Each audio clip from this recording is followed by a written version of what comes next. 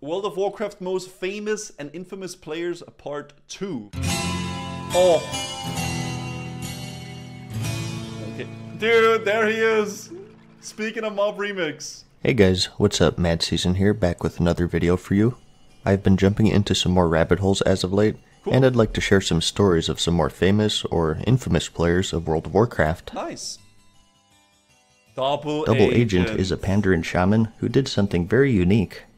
He attained the maximum level, 110, without ever picking a faction or leaving the starting area for his race. Yep. Pandaren have a different introduction for World of Warcraft. You don't pick a faction upon creating a character. Instead, you first make a neutral, factionless character. Yep. And you pick your faction after a short series of quests. Normally, this process is done at around level 10 or so, but Double Agent found out that it was possible that you never needed to pick a faction, or even leave the starting area. He discovered that you could level to the max solely by gathering herbs and ore. The process is incredibly slow and tedious, but every expansion, he makes it a point to reach the new max level by gathering copper and peace bloom. And at I just wonder, like, what thought process led up to doing that? Maybe it's just because he could. Like, why not? Just because he could. Same time, remaining neutral. Blizzard saw fit to reference him by putting an NPC named the Venerable Shaman in the Monk Order Hall, who patrols the area occasionally to mine some copper veins. That's actually sick. Next on our list, we have Ian Bates, also affectionately known as the Red Shirt Guy. Oh. In BlizzCon 2010, he brought up some lore issues regarding the Wildhammer clan. This was during the Cataclysm beta, and one of the Wildhammers, Falstad, was replaced by Kurdran as a representative of the Council of the Three Hammers, even though Varian Wrynn decided that Falstad was to be the representative. The game designer, Chris Metzen, incorrectly stated that Falstad was dead, to which the Red Shirt Guy corrected him. No? No, he survived, and in fact... He hit them with the actually. Actually, you're wrong. He was the leader of Airy Peak in Vanilla WoW through Wrath of the Lich King. Of course. Yeah, Alex, what's up with that? Thanks for pointing that out. We're gonna get that fixed. Thank you. Bet. That's so badass. And in response, Blizzard corrected their mistake and replaced Kurdran with Falstad. And as a nod to one fan's diligence, alongside Falstad is another NPC wearing a red tabard named the Wildhammer Fact Checker. Yeah, thank you, walks off. That's it. And funny enough, if you take him out as a horde, he does indeed have a chance to drop a red shirt. No way. Today, Ian is now a writer for the Blizzard fan site, BlizzPlanet. Okay. Mob Remix is in 2 hours and 45 minutes. What is this?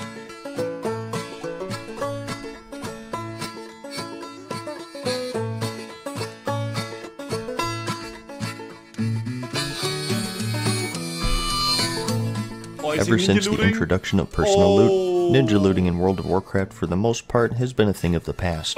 But back during the early days, every other day you would read stories of guilds having their loot stolen by what were called ninja looters. Yeah. Quite possibly the most infamous incident was when the guild Nevermind killed Gar in the Molten Core. The guild was celebrating a successful kill and were talking amongst themselves trying to figure out who gets what. Mine now. Yeah, I want that ring. Oh, remember, oh, she gets so pissy. Oh, remember, yeah, she gets so pissy. Alright, who else wants it other than Rogue?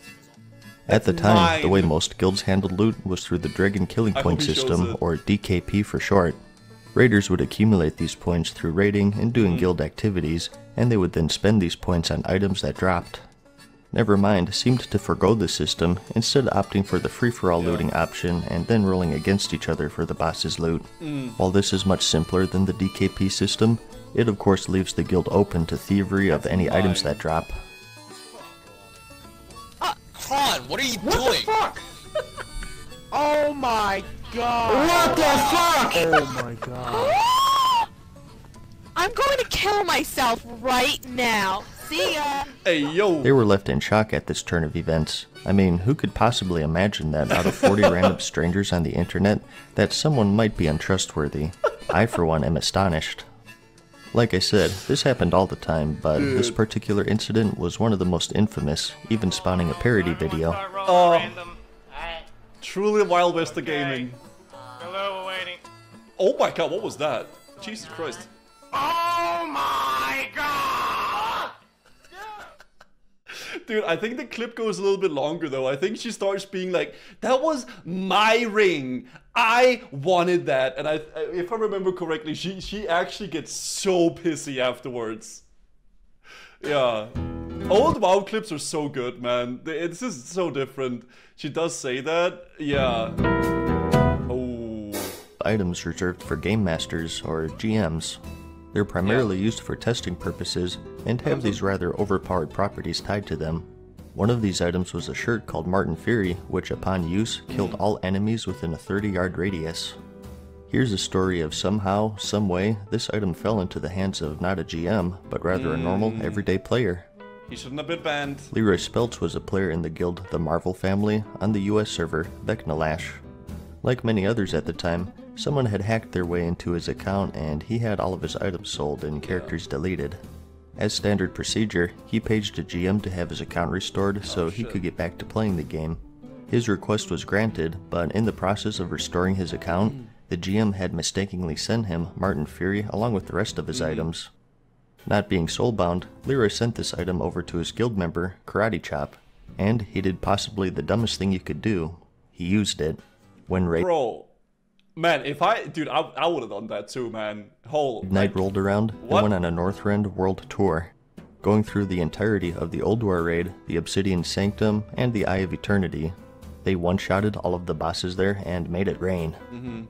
Karate Chop was quite liberal with his use of the GM item, and the guild claimed several world firsts in the span of... Cheater? Okay, so you're telling me that you guys, if you got an item sent to you by a GM that like did some crazy stuff, you would be a good boy and you would send in a ticket and you wouldn't do anything. You would just be a good person and you would not... No, you would not! You guys are all a bunch of liars, man. You would probably charge golden trade chat for people to get boosted. Yeah, you would.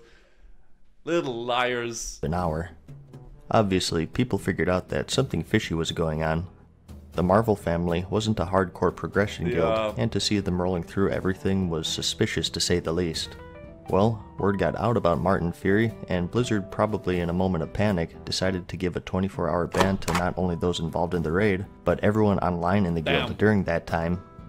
Imagine the surprise for the level 5s thinks everybody steals. Shut up, Mofford. In the Elwyn Forest, just doing some questing, and logging in the next day to find out that they were banned. I guess Hogger was in a bad mood that day. The way Blizzard handled it was lambasted, and it was basically a giant catastrophe. But after the dust had settled, Karate Chop himself received a permanent ban, and the properties of GM items were changed so nothing like that could ever happen again. Yeah. Oh!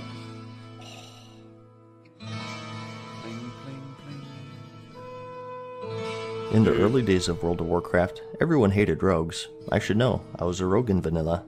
They had a very high damage output, and combining that with stealth made them forces to be reckoned with in PvP. This was when PvP was in its infancy, and there were a lot of balance issues. There were no diminishing returns, crowd control such as Sheep could last for a straight minute, and with the rogue having stuns, disorients, and more, it was commonplace to lose control of your character for 30 seconds or even minutes at a time, while you were stuck in a seemingly infinite block of stuns, disorients, and silences. Dude, he's playing improved kick. What the fuck? He's playing... What the hell is this spec? This was the spotlight in the World of Roguecraft series of videos made by the player Mute. These were a series of videos showing just how strong rogues were, giving the following two conditions. Man, if only I could go back in time. I would show everybody back in 2005 what real skill is. I would make a Warcraft movies, PvP series. You were good, and B, you had your cooldowns. Given these two things, what would you say if I said that you could beat anyone in the game? What would you say if I said you could do it naked with just a level 1 white dagger?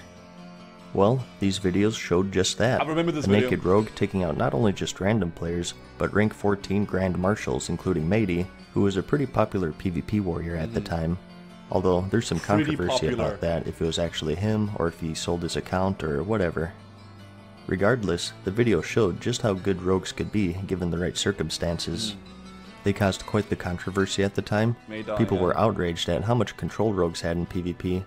Rogues responded saying that they're too cooldown dependent and so on. It was an interesting time in the game where if you were good enough and with the combination of engineer gadgets, you would be able to pull off some amazing things. That's just what makes Classic what it is though, man. It's not a fair game, it's not balanced, but oh boy is it fun. Nowadays, everyone has a CC breaker, everyone has a sprint, crowd control, everyone has a tool for everything for the sake of balance. Maybe it's healthier for the game overall, but over time, interesting PvP videos like this have vanished. Yeah, true. The World of Warcraft videos, however, are still just as legendary as they've ever been, and I suggest watching them if you want to see an interesting part of the game's history in the realm of PvP. They're good. They're really good. I don't understand how, like, whenever you hit someone with a what's this? You hit them with a hamstring, you figure they're not going to be able to move. Yo, Rachel, thank you. How does the hamstring last like 2 to 3 seconds, but whenever I get hit with a hamstring, it lasts like 2 to 3 minutes? I don't understand. Like, I don't even understand what it is that I'm fighting.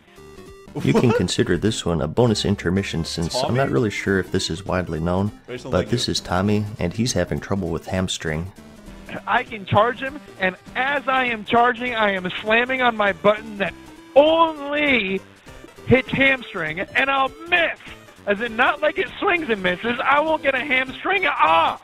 What? If my only intent on attacking him is to get a hamstring, how the fuck can I miss it? What? They just got the flag right underneath of us, and this guy is running 3 times faster than I am. How the Tommy posts on forums. You see, back in the day, there was something called charge dodging. The warrior's charge ability wasn't the most reliable, and if you had good timing, if you jumped as they were charging you, you would be out of range before they could actually reach and attack you. This was a PvP tactic used by higher level players to kite warriors more easily. Yep. Tommy wasn't a fan of this technique, and he wasn't afraid to let his voice be heard. I don't understand why it is that I get my ass stomped by these fucking coneheads. I've never seen what the hamstring icon was until now. Fucking coneheads. His woes continued, and his indignation steadily rose. He refers to his opponents as coneheads, in reference to the look of the Alliance's PvP gear at the time. As his hamstrings failed, so too did his patience. I just missed again! What the fuck? His rage bar was full, both in-game and out of game, and the only thing that got hamstrung that day was his pride. Is that Kungen? That looks like Kungen. No, this isn't the Bohemian Rhapsody, this is Kungen. Yeah. Kungen was considered the best warrior tank in the entire game during the Vanilla and Burning Crusade days. The boy. He was a Swedish player, and initially the leader of the hardcore raiding guild, Nihilum. Kungen. This was one of the best, if not the best raiding guilds of Vanilla and the Burning Crusade expansion, claiming dozens and dozens of world firsts throughout their time raiding. Later on, they would merge with another hardcore guild, Curse, to form the super guild, Insidia, which would continue to get world firsts throughout the Wrath of the Lich King expansion. That's cool. Some of his other accomplishments would be obtaining the Scarab Lord title from the old AQ40 event, along with the legendary mount. Dude, back in the day, man, people like that was like actually server famous, man. It was a whole different world back then, dude. Holy, I remember seeing random videos of like people recording themselves like, oh my god, I got to teleport Kung into Ogremore. Holy, he tipped me 2 gold. Oh my gosh. Like, it's like actually, they were like famous. It was a different world. Tropicosity, thank you for the 4 months. Wasn't really known for a single event like most others on this list. Rather, just a really good, hardcore player who led an equally amazing raiding guild. Something that really put him and his guild into the spotlight, however, was a Serenite bomb glitch with the Lich King. Insidia was the first guild to kill the final boss of the Icecrown Citadel, the Lich King, on 25-man difficulty. But, to everyone's shock, shortly after, the entirety of the team received a 72-hour ban for exploiting. There apparently was a bug where a consumable engineering item, a Serenite bomb, would respawn platforms falling around the room. The ban itself was controversial because these bombs were a part of everyone's DPS rotation, so Insidia didn't really know what they were doing or why it was happening. Blizzard observes every world first kill in small groups, and Kungen later alluded that one of the people in those groups knew him from his time playing another MMO, EverQuest. and that this person was biased against him and was looking for an excuse to drop the banhammer. Yeah. But didn't know. I mean, they probably was aware that it was happening. Maybe they didn't know why it was happening, but they, you know, they did know something was happening. Asherok, thank you for the 11 months. But there was a lot of drama regarding that back in the day, I remember. Whether you know Kunyan from this controversy, cool, or just from being a very skilled player, he is like the vanilla warrior, man. Sword, shield, full prot, we're gaming. Can't argue that he's indeed one of the most famous players of World of Warcraft. From now on, nobody goes AFK, nobody falls the fuck asleep, and everybody plays fucking good, or you ain't getting shit! Wait a minute. There's a lot of clips of this guy. Didn't I just talk about this guy in the last video? Yeah, you did. Yeah, but hey, come on, he's too good. This guy's the best. He's like a drill instructor for World of Warcraft raiding. Why the fuck do I see dead people where they're not supposed to fucking be? Why do I see people anywhere but here? Are you fucking stupid or fucking blind? There is one Again, this is Dives, the legendary raid leader of the Guild Wipe Club. That particular clip was after a failed Ragnaros attempt in the Molten Core. Dives, for those who don't know, is probably the most angry raid leader to have ever played the game, and when people screw up, he's not afraid to let them know. I don't know if he still plays, but if he does and you join his guild, just remember, hit it very hard. Yeah, I do wonder where he is nowadays, man. Like, what is he doing now? Where is he in his life, right? Imagine every raid night with it, it's just him screaming at the top of his lungs. Raids like that are fun if it's like you join them and it's like you experience it once, but if it's like week after week that you're in that kind of environment, it's probably a little bit mind draining, right? Oh shit! Speaking of drill instructors, next up we have Shitsu of the guild 6 Feet Deep on Dragon Ma. What's this? Nearing the release of the Burning Crusade expansion, guilds were ready to take their adventures into the Outland. Yeah. How would you level? Questing, maybe some instances here and there, or just straight grinding? Okay. Well, if you were in the 6 Feet Deep guild, you had less say in it than you thought.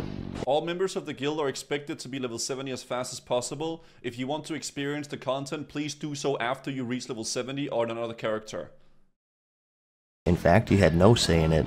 A 2007 post by Shitsu laid down the rules. Damn. All members of the guild are expected to level to 70 as fast as humanly possible. If you want to, quote, experience the content, please do so after you have reached 70 or on another character. Here is how we will be leveling. You will log into the game and look for an officer. One of the officers will assign you to a 5-man group. The 5-man group will run the appropriate instance level over and over again until someone has to leave, at which point an officer will assign a replacement. It's not even you, it's an officer. Okay, sorry, one of our group members left. Who can we invite now? Questing, no BGs, no grinding solo, no trade skills, no farming, and no checking out new races. What? If you're online, you will be expected to participate in one of the groups running 5-man instances. What?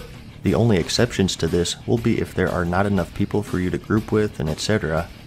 There will be plenty of off hours of downtime to goof off if you wish, but during game time, I swear to Thrall, I will G-kick your ass if you're screwing around with stupid shit instead of participating in the leveling grind. I think some people actually don't want to play WoW, they just like the power. They just want the power, right? They want to just control people, dude. He doesn't care about playing WoW whatsoever, he just enjoys controlling people. That's literally it. Dang, he name-dropped Thrall. That's serious business. This was posted to the forums where he was widely mocked, and in response, he said that 6 Feet Deep members are treated more like prized athletes than kids. Bro, you're playing... I don't even know your guild before I saw this in a Mad Season video. What do you mean, prized athletes? More like cattle, man. What the heck? It's my job to provide clear instruction and focus so that our team is all on the same page, working towards the same goal. It's called leadership. It's called dictatorship. If someone leaves your group, message an officer who you are allowed to invite. What? Ooh. Video by Mikkel Larsen. That's a Danish name.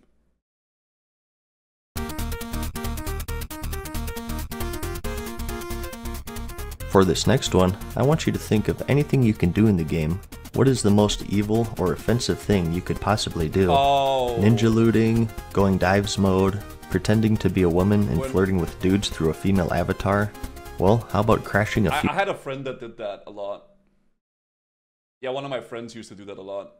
And he would like try to like bait the guys to give him money. And he had like a program called Clownfish where he could turn his voice like kind of feminine, and he would like get into Skype with them, and he would be like, "Oh yeah, I'm a girl. I really need some gold," you know. And he would basically like whore himself out, right? That's what he would do, and he would my friend would do that to guys. Funeral. Was This he next gay? No. He just liked extorting people. Next one isn't about a person, but rather a guild, Serenity Now, otherwise known as the Westboro Baptist Church, who on one fateful night became the most hated guild. That one guy actually is in chat quite a lot. I'm not gonna say his name, but he is still a friend of mine, and he is in the chat quite frequently. Actually, almost every other day he's in here. Alright? Yeah. Guild on their server, Illidan. Who is he? I'm not gonna say who it is. You guys won't be able to guess it, but yeah. Someone in a Horde guild sadly had passed away, and her guild thought it would be Danish. appropriate to hold an in-game memorial for her. They posted on the forums, picked a location, and gave a time when the memorial would be held. This was all well and good, but there were two problems. Yeah. It was on a PvP server, and it was the internet. No, this one is fucked up, man. Oh, it's fucked up, dude. An alliance guild, Serenity Now, saw the post and decided that they would show up, but it wasn't in a show of support. The turnout was very big, and people lined up in front of a pond to pay their respects to their fallen guildmate. While doing so, however, most of them were also dressed up in RP clothes, and they didn't have any weapons or armor equipped. Dude, why did they do it in Mulgore or something? Why did they do it here, man? Hey now, that would be inappropriate. While all of this was going down, Serenity... Of course it's Alliance players, by the way. Filthy, disgusting Alliance players, man. Invading peaceful Horde, having a funeral, just having a good time. Now were storming through Fellwood up to Winterspring, and when they reached the memorial site, the most controversial, large-scale PvP battle in online gaming history took place. Arrows went flying, blood was spilled, and jaws were dropped. Oh! Sandy, thank you for the 12 months. Thank you. God.